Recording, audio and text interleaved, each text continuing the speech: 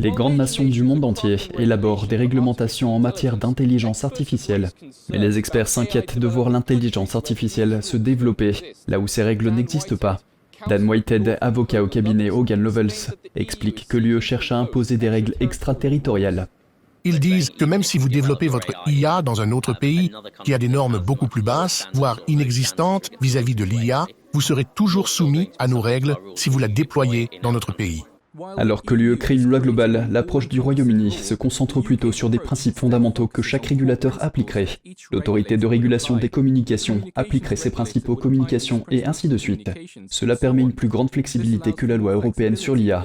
Toutefois, Whitehead a déclaré que cela signifiait également qu'il ne serait pas aussi facile pour le Royaume-Uni d'imposer des règles aux entreprises qui développent l'IA dans d'autres pays. Ils s'appuieront plutôt sur les régulateurs qui ont déjà ces pouvoirs, comme par exemple, dans le cadre du GDPR, le régulateur britannique, ici le commissaire à l'information, a la capacité d'imposer ces règles sur une base extraterritoriale aux entreprises qui opèrent dans d'autres juridictions. Selon lui, le tableau est beaucoup plus confus pour le Royaume-Uni que pour l'UE. Pour le Royaume-Uni, les règles seront compartimentées entre les régulateurs. Les entreprises pourraient vouloir profiter des failles ou des lacunes de la loi. Whitehead a déclaré qu'elle devrait toujours s'attendre à un examen minutieux.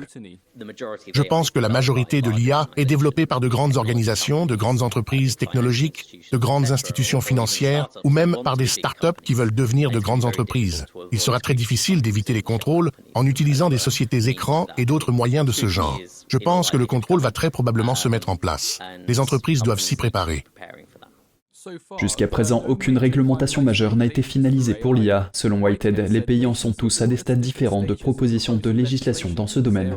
Il est inévitable que des changements soient apportés à ces textes avant qu'ils ne soient promulgués. Mais ce que nous constatons également avec d'autres réglementations sur le numérique, c'est que les choses deviennent plus claires avec le temps, avec la jurisprudence, avec les jugements des tribunaux, l'impact exact de ces lois et la manière dont elles seront appliquées et interprétées dans la pratique.